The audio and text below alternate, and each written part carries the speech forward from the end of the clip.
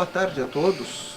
Quando a Vânia convidou para uma fala na hora do almoço, eu pensei o seguinte: se fosse no Brasil, primeira coisa, não, hora do almoço é do almoço. As pessoas vão almoçar, não vão assistir palestra, né? Então eu imaginei, não, deve ter 2, 3, 4 pessoas assim, muito interessadas. E de repente eu vejo uma sala cheia, meu Deus, realmente estou em outro país. Meus agradecimentos, meu agradecimento muito especial à Vânia por ter aberto os braços nessa empreitada desse segundo pós-doutorado que eu decidi fazer e que vim pesquisar um personagem específico para uma outra fala.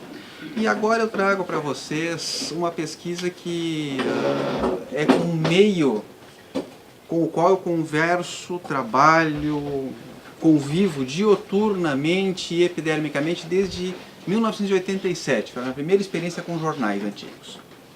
Eu era aluno ainda da graduação, e dali em diante a coisa foi evoluindo, primeiro com os jornais da cidade do Rio Grande, minha cidade, depois do Rio Grande do Sul, alguma coisa de Brasil, e sempre diziam, tem que fazer voos mais altos. Aí eu resolvi fazer um voo mais alto e vim pesquisar os jornais portugueses.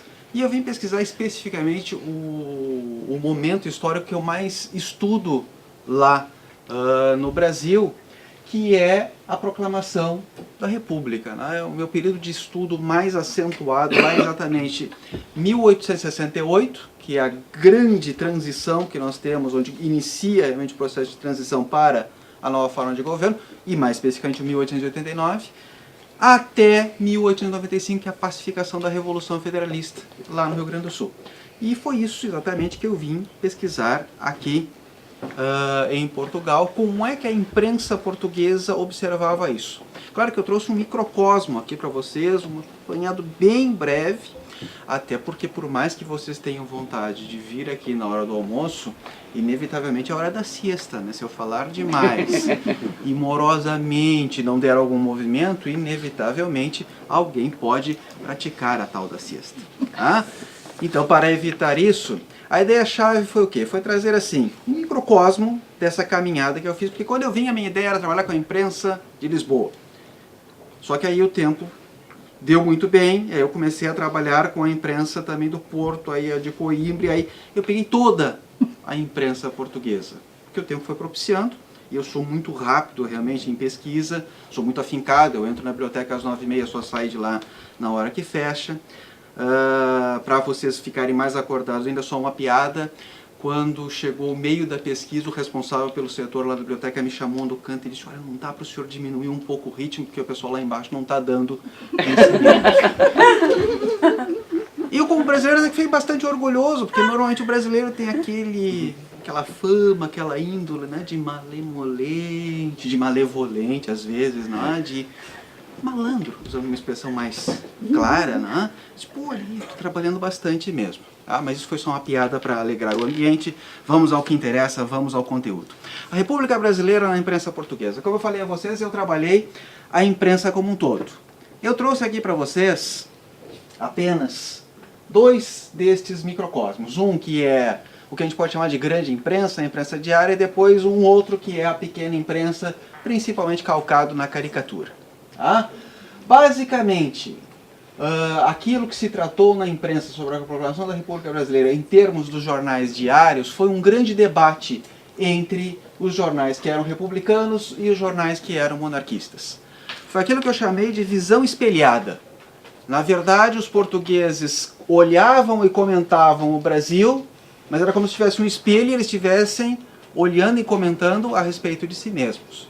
Ou seja, os republicanos dando todos os vivas possíveis e imagináveis, porque lá se fizeram a república, se derrubaram Bragança, e quem sabe não se pode fazer o mesmo aqui.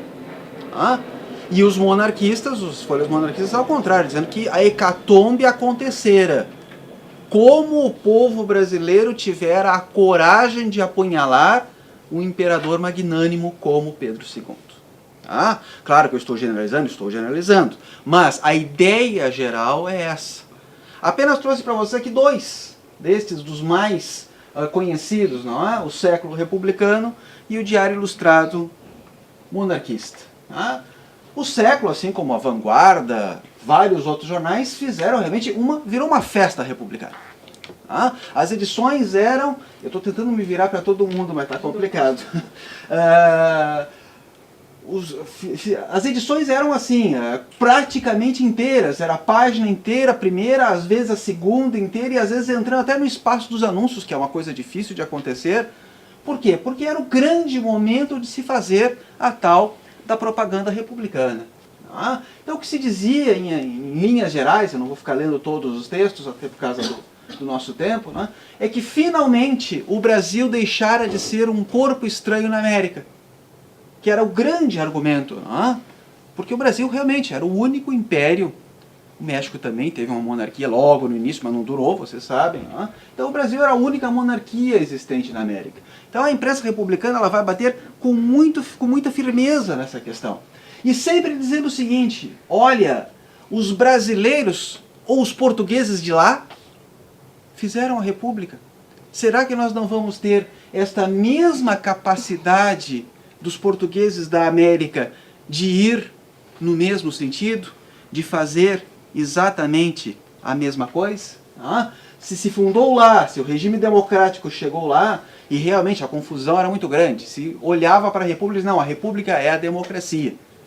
E quando nós brasileiros principalmente sabemos que a república não foi nada democrática logo nos seus primeiros anos de existência, principalmente durante os 2 governos dos marechais. E aqui vem o contradiscurso, o conflito discursivo. Em essência, o que os jornais monarquistas começaram a dizer? O Brasil vai se transformar nas mesmas republiquetas latino-americanas, onde a toda hora tem um golpe de Estado, tem uma revolução, se apeia alguém do poder, se coloca outro. E aí ele vem rebatendo e dizendo exatamente o contrário. Que o Brasil não era unitário por causa do regime monárquico. Que a federação iria dar essa unidade porque daria liberdade para cada uma das antigas províncias, agora Estado. Tendo em vista que a República no Brasil foi feita bem de acordo com o modelo norte-americano. E lá está de novo, quem sabe aquele exemplo que acaba acontecendo por lá não venha também a se repetir aqui em Portugal. E o Diário Ilustrado? Em primeiro lugar, a primeira notícia que ele publica, vejam, é uma interrogação. Ele não quer... Os outros jornais já estão dizendo, olha, houve uma revolução, houve um golpe de Estado, aconteceu. Ele não quer acreditar. Ele está em questionamento. Será que realmente houve uma república no Brasil? E começa a torcer para que isso efetivamente não seja verdade. E aí vem aquele grande discurso dizendo que não acredita que o povo brasileiro faria algo tão nefasto com o seu benemérito imperador.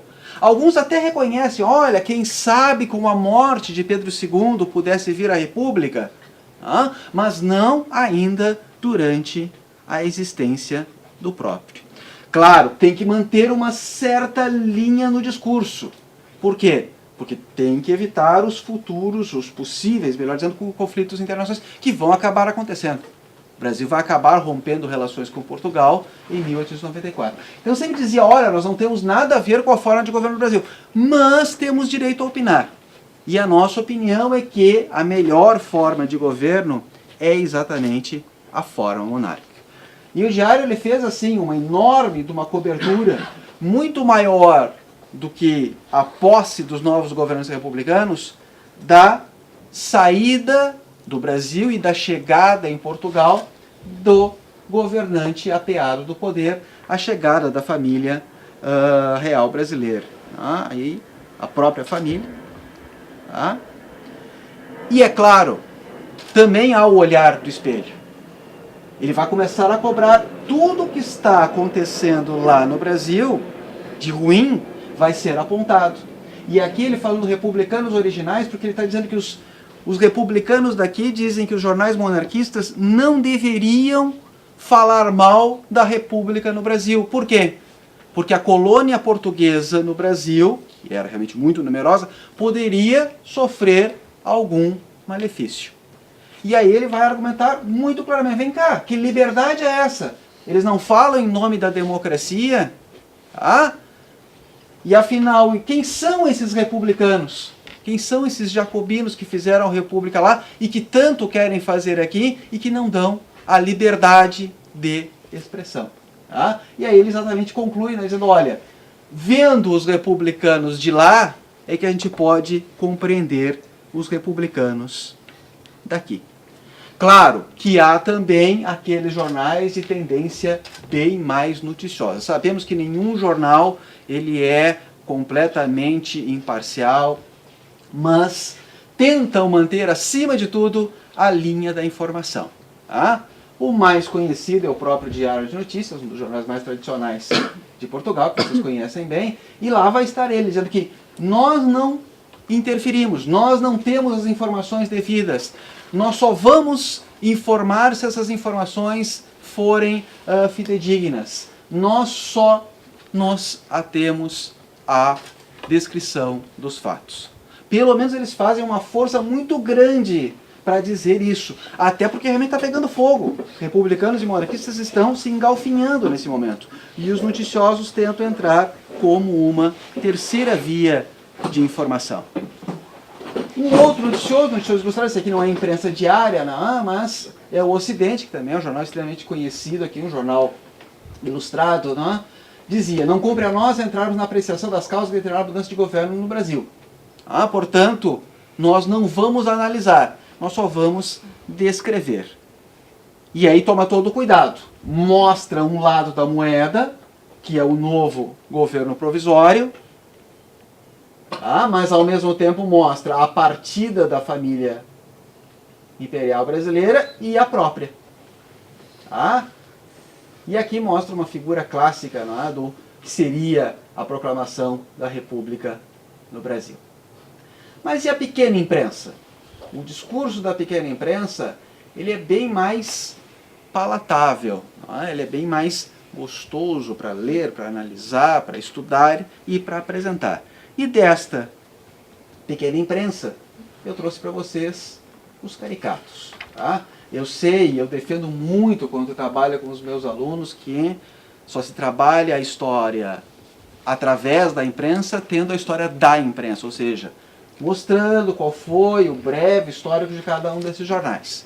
Mas o nosso tempo é exíguo e eu estou apresentando os jornais portugueses para a própria comunidade. Né? Então, a tendência é que vocês conheçam alguma dessas folhas, mas depois lá no livro tem todo um capítulo específico falando de um brevíssimo histórico de cada um desses jornais que eu trago aqui para vocês. Mas um desses jornais caricatos mais moderados, dentre os que foram estudados, está o Charivari. E aqui ele mostra aquela figura tradicional. Chegou a República. Como é que se personaliza a República? O que é a República? A República, o máximo que ela pode ser personalizada é com aquela famosa figura da deusa republicana. Então se mostram os personagens. Se mostra o imperador decaído e as principais lideranças republicanas. Mas é claro que aí entra o outro caminho da pequena imprensa, o caminho do humor, da ironia, da chalaça. E lá vocês veem quem? O imperador conversando com um dos seus antigos representantes, os seus antigos diplomatas. E está perguntando, como é que você vai? Vou bem? Mas o senhor não era servidor do Império? Era, mas agora virei republicano. E aí ele acaba concluindo, um patriota e um homem de convicções. Ou seja, mudou o regime, mudou o governo, automaticamente mudei de lado. Coisas que, inevitavelmente, a gente nunca vai encontrar isso aí na contemporaneidade do não contemporâneo. A gente nunca vai encontrar isso nos dias de hoje. Pelo menos lá no Brasil. Aqui é uma conversa entre dois ministros. O ministro Luciano, que vocês conhecem, é bem daquela transição aqui, um progressista, e o Visconde de Ouro Preto, que é o último chefe de gabinete do último gabinete imperial lá no Brasil. E eles estão conversando, um perguntando para o outro, e aí, o Zé Caipora de lá é mais rígido do que eu imaginava. Tá? E aí o português responde: pois senhor Visconde de Ouro Preto, você é povo de cá, quanto mais leva, mais manso fica. Tá? Então lá se fez a república, aqui ainda não se fez. Trancou. Quando acontece esses problemas técnicos. Foi. Já virou. Aqui é uma grande discussão que se fez na época a respeito se deveria se pagar ou não uma pensão para a família imperial. Tá? E o jornal vai mostrar duas versões do Deodoro, o primeiro presidente da República do Brasil. Tá? Aquele mais magnânimo e aquele mais troglodita ali, né? Mais simiesco. Que seriam os dois, então, com as duas possibilidades, pagando ou não pagando a pensão para a família imperial. E essa aqui é uma das que eu acho mais interessantes, porque eu trabalho muito com essa questão da figura estatuária também, seria a estátua do Dom Pedro I, que seria o Pedro IV aqui na cidade do Porto, e seria uma visita do filho para com o pai. Né? E ele esticando a mão ali, conversando, e o pai deles, olha, não há o que fazer, infelizmente. Tenha paciência, olha aqui, eu estou nesse bronze imperecível da glória. Mas, acima de tudo, tem que ficar aqui, preso, com uma carta na mão, com esse cavalo de pata no ar, que é aborrecimento, pegando frio, pegando chuva. Tá? Só a caricatura tem poder. A estátua ela exatamente tem toda uma conotação de perpetuação e imobilidade. Né? Só a caricatura consegue dar vida para uma estátua.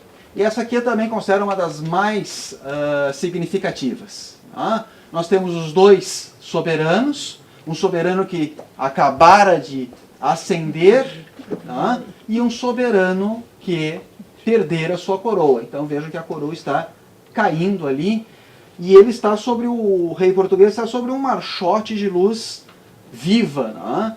E o imperador brasileiro está sobre umas velas já apagadas. Né? E era uma virada de ano, e o jornal comentava: eis a melhor comparação que se pode adequar ao ano de 89, que terminou, e ao ano de 90 que começa. Enquanto Dom Pedro foi apagado pelo sopro republicano de lá, Dom Carlos, o nosso, rutila no meio da sua corte com um bico de gás há pouco aceso. 89, 90. Tá? Um outro jornal caricato é a Comédia Portuguesa. Deixa eu me ater ao meu tempo aqui. A Comédia Portuguesa ela vai fazer um grande enunciado, porque a caricatura não tem, você sabe, só caricatura, tem texto também, principalmente esses jornais caricatos do século XIX. Mas, em síntese, o que ela vai dizer? Não há memória na história de coisa tão grande, feita com tão sossego e simplicidade. Vai chamar a atenção para o fato de que mudaram as instituições no Brasil assim, de uma hora para outra. O Deodoro deu o grito, deu o golpe, o imperador foi embora e estavam feitos. E depois isso vai continuar sendo escrito. Aí veio o golpe do Deodoro em 91, vem a Revolução, da Revolta Armada e a Revolução Federalista em 93. E cada um desses episódios vai acontecendo quase que de forma automática. E os jornais vão chamando a atenção para isso, que o Brasil inventou um tipo diferente de revolução. É a revolução quase que instantânea. É quase que o drops que a gente coloca no copo e sai efervescendo. Tá? E ali a figura tradicional, né? O imperador com as malas na mão, sempre uma mala de sonetos, porque o imperador brasileiro tinha uma índole, uma fama de gostar, estudar astronomia, geografia, história e de fazer poesias. Né? Então ali vocês veem a deusa republicana, tá? Com seu barrete frígio, tá? Sabendo que era o momento dele largar o seu lugar, ou seja, ele perdera a sua coroa. Os pontos nos i, eles substituem nessa época aí o famoso Antônio Maria. Tá? E é um jornal evidentemente republicano, tá? Mas aí fica bem claro aquela potencialidade que a pequena imprensa tem e que a grande imprensa não tem. Que é quase que falar a linguagem do dia a dia, chegar próximo do leitor e fazer inclusive diálogos, coisa que a gente dificilmente vai imaginar num jornal mais sisudo, num jornal diário. Tá? Então ele vai descrevendo ponto a ponto como é que teria sido a proclamação da República no Brasil. A chegada do Quintino Bocaiúva, um dos principais líderes republicanos, tirando a coroa do Pedro II, que tem que embarcar, pega um naviozinho de papel, ali um barquinho de papel, que por sinal é feito do jornal O País, que é o principal jornal republicano lá no Brasil, né? E ele vai descrevendo ponto a ponto tudo o que vai acontecendo. E ele chega a antecipar. O que mais vai acontecer quando chega o imperador aqui são os repórteres fazerem os interviews. Não se usava ainda a expressão muito entrevista. E lá, ele vai, antes mesmo da chegada do imperador, ele vai demonstrar isso e vai mandar o seu repórter fazer, então, uma entrevista imaginária com o Pedro II. E ele faz uma outra caricatura que também me parece muito bem pensada e fundamentalmente mostrando a índole do jornal, que era o republicanismo. Então, passado, presente e futuro. O ex-imperador do Brasil, o rei de Portugal e o filho. Já tive, mas agora não tenho. Esse, eu tenho tudo. E aquele é uma pergunta simples. Terei? Ou seja, a república aconteceu lá. Vai continuar existindo por aqui? Claro que ele não vai fugir também de mostrar a tradicional personalização da mudança da forma de governo. E aqui ele mostra uma figura muito engraçada e mostrando que a história está muito presente na imprensa do século XIX. Mostrando dois momentos da história. 1808, a transmigração da família real para o Brasil, e depois a volta do Dom Pedro. O avô e o neto. Em 1807 a partida, chegada no Brasil em 1808, o avô foi de cá para lá, sorvendo a pitada da canoa do exílio. Em 89, o neto vem de lá para cá, a vapor, fumando o puro exílio, com subsídio do governo. Já sei, essa é uma frase muito atribuída ao Pedro II. E digo que não há progresso, e que o vapor não é mais a mais bela das invenções. Então, a história não mudou segundo a concepção do jornal, a não ser pelo fato de que a tecnologia era mais aprimorada. E aqui é uma historieta dentro de um conjunto de histórias. A caricatura do século XIX praticamente criou a história em quadrinhos. Então era uma série de pequenas historietas e eu simplesmente pensei estas aqui para trazer para vocês. Mas seria mais ou menos no campo do imaginário.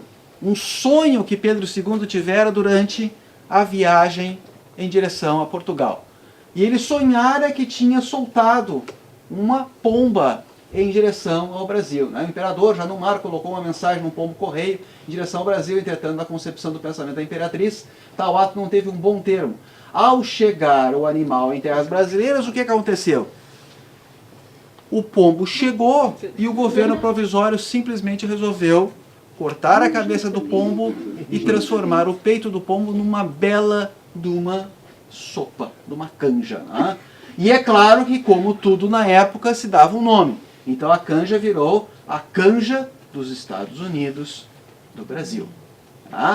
O que é uma forma muito interessante de um jornal, mesmo sendo republicano, ele consegue ter olhos o suficiente, críticos o suficiente, para ver que nem tudo é mudança com simplesmente a modificação da forma de governo. Ele consegue também ver com olhos críticos os indivíduos que fizeram a República no Brasil. E alguns estereótipos, já era meia hora, 35 minutos, não é? Então, tô bem dentro do tempo. Esse aqui é um dos projetos que eu tenho desenvolvido já há bastante tempo, paralelo a esse na sala de aula, que é estereótipos criados a respeito do Brasil, desde as origens até a contemporaneidade, passando pelo cinema, passando pela internet. E passando pela imprensa do século XIX, que é claro que eu acabei trabalhando como mote a imprensa portuguesa do século XIX. Vários dos estereótipos a respeito do Brasil vão estar nessa transição aqui do 1889. Eu trouxe alguns para vocês. O Cabrion, um pasquim. Eu sei que pasquim é uma designação que tem várias conotações. Aqui eu trabalho essencialmente com aquela denominação de pasquim como um jornal não diário, de circulação irregular e de, normalmente, sobrevivência muito curta. Mas ele está, então, descrevendo como é que foi a Revolução Brasileira. E vejam o tipo de linguagem. Faz favor de arranjar os tarareco, ou seja, uma linguagem muito mais próxima da linguagem falada, e de ir pentear macaco. Tá? E aí o imperador vai perguntar onde é que eu vou pentear esses macacos. Tá? Mas macaco. Macaco é uma expressão que normalmente aparece quando se descreve o Brasil.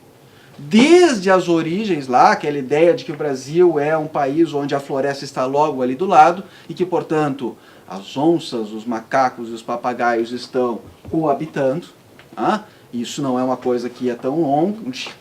Em pleno século XXI, o cinema continuou reproduzindo isso. Os Simpsons, ironicamente, fizeram isso também, acho que em 2004. Tá? Esses macacos estão muito presentes. Claro, é o macaco como animal convivendo com o ser humano, mas também tem um pouco do próprio estereótipo preconceituoso. Tá? Isso aparece também em outros momentos. Então vá para Cabo Verde, ou vá para Portugal, vá para onde quiser pentear os seus macacos, tá? E lá fica o general Fonseca com o seu Franklin Mandioca. Mandioca é outro dos grandes elementos que aparece. A mandioca, o papagaio, a banana e o macaco. Tá? Coisas tipicamente brasileiras. Tá? O Correio do Inferno, ele vai dizer assim, o imperador dos tapuios, quer dizer dos brasileiros, já deve estar essa hora chegando em Lisboa. Então, é uma outra conotação muito clara. O Brasil é uma terra de índios. Tá? Só índios. Não só, tem outro tipo que a gente vai ver daqui a pouco. O Mal Amanhado, outro pasquim. Então ele está cantando a Marselhesa de lá, né? Está falando que os brasileiros acabam de demonstrar de maneira eloquente que vão mudar. Quem é que fez a revolução, então? O exército, a armada, o povo, o clero, a nobreza, remontante aos troncos, Tupinambá e Tapuio. Ou seja, um bando de índios. Tá? E aí vão cantar o hino, que não é para qualquer um, papa, bananas. Então, mandioca e banana. Tá? E aí arremata. Tá? Não vos assuste a Marselhesa de lá, por isso que os comedores de banana e mandioca já não são os filhos do Brasil. São os nossos conterrâneos com bananas, índole e gosto. Tá? O recreio é meio pasquim, meio literário, tá? Mas ele está lá. No Brasil, o país parrana, que talvez seja mais comum para vocês, para nós lá não é, eu tive que mostrar para os alunos, né? Mal vestido, preguiçoso, com pouca energia, que não acompanha o progresso, que tem pouca qualidade ou valor, ou seja, aquela mesma figura malemolente que eu falei lá no início. Tá? Queiram perdoar os senhores brasileiros, nossos irmãos da terra de Santa Cruz. Tá? E aqui, dentro desse campo do estereótipo ainda. Ali a família imperial, o imperador, o Pedro II, conversando com o seu genro, o Conde D, e a princesa Isabel, bem estereotipada, né, como aquela princesa completamente entregue ao jesuitismo, como se dizia por lá. Tá? E aí ele dizia, olha, o que vai acontecer, como é que eu vou ouvir o canto do sabiá, e onde saltam os macaquinhos. Tá? Estão presentes os macacos. Né? E aí o Conde D vai dizer, não importa os macacos, o sabiá, o que importa é o dinheiro, se eles vão pagar ou não a questão da pensão. E a comédia portuguesa? Tá? Então ela vai estar comentando, né? E aí está proclamada a República, revoltou-se o general Deodoro, com ele marinha, exército, pretos, mulatos, capoeiras e comendadores. Então, um outro estereótipo mostrando que boa parte da essência da população brasileira é formada por negros. Tá? E a comédia portuguesa, ela acrescenta a banana e a mandioca com um outro produto. Ela vai meio que criticar, diz assim, vem cá, a colônia brasileira que mora aqui em Lisboa está festejando a República, mas está comemorando com taças de champanhe? Como é que já se viu? Onde é que já se viu isso? Isso aí não deve acontecer. Na verdade, eles deviam estar comemorando com o licor nacional típico, ou seja, com a cachaça. A cachaça, senhores. Tá? E a comédia portuguesa vai fazer uma brincadeira de como deveria ser a nova bandeira do Brasil. Conserve a esfera, as cores, o símbolo da velha bandeira. Tire-lhe a coroa e substitua por uma banana. Ou um preto a dançar a cachucha. Ou um papagaio de cujo bico curvo sai essa inscrição. Que passa é o senhor Quintino, o bocaiúva, que vai para a caça. Enfim, qualquer coisa que recorde o Brasil. Bananas, pretos, papagaios. Pessoal, em nenhum momento imaginem que esse preconceito é tipicamente português. Não, ele é mundial e é brasileiro também. Os próprios jornais abolicionistas no Brasil acabam cometendo algum tipo desse mesmo deslize. Aqui vocês veem o símbolo do povo brasileiro, como vocês aqui têm o Zé Povo, lá era o índio. Tá? Só que o índio vocês veem, ele não está muito índio, né? A cor dele está mais para o outro lado. Eles estão arrancando os dentes do povo, né? E aí depois, olha, até que não dói, é tranquilo. E aí falando aqui então para uma monarquia, ou seja, as monarquias europeias, dizendo que se for com jeito, a coisa acontece tranquilamente. Aqui de novo os pontos nos i, mostrando o imperador, cabisbaixo, exilado, e dizendo, né, moralidade do imperador, quando mais conheço eles, ou seja, o povo, mais gosto mesmo é de macaco. Tá? E aqui é bem demarcado, pessoal. Esse caráter de interinidade, que até na flora do país pode manifestar-se assim. O jornal diz assim, o que é um governo provisório? A gente não sabe o que é um governo provisório. A gente fica imaginando o que é um governo provisório. O que é um governo provisório? Ele pode estar na flora e na fauna. Então o governo provisório é um cacho de bananas? É um caju? Tem um caju ali? É um papagaio? Ou é um macaco? Mas percebam que todos eles, a banana, o caju, o papagaio e os macacos, estão com o barrete fresco. Ah? E se não é tudo isso, quem sabe... Uma coisa errada aqui. Quem sabe não seja isso. Ah? Ou uma roupa de militar largada ao vento, qual um espantalho, ou seja, nada mais do que um golpe. Ah? Ou o negro, propriamente dita, navalha, né? Navalha à mão, com todos os seus perigos, mas não deixando de estar com o barrete frígio à cabeça. Tá? E arrematando então, espero que dentro do tempo pré-determinado, só para a gente fazer um contraponto final, esses dois corpos que eu trouxe aqui para vocês, basicamente a imprensa diária, com aquilo que a gente pode chamar da linguagem dos poderosos, tá? Embora nem todos os jornais fossem tão poderosos assim, mas que sempre tentam manter aquela linha mais séria, unívoca, monolítica, ou seja, uma linha que vai se repetindo jornal a jornal, e por mais que monarquistas e republicanos tenham se digladiado, eles sempre tentavam manter uma determinada linha. Tá? Já a pequena imprensa, como ela vai tentando ocupar o espaço que ainda existe dentro da imprensa diária, ela vai ter toda uma disponibilidade então para usar o quê? O paradoxo, a ironia, o humor, o bom humor propriamente dito, a comédia e aquilo que chamou bastante atenção do que eu trouxe para vocês. Acho que era isso dentro do tempo que eu tinha. Obrigado.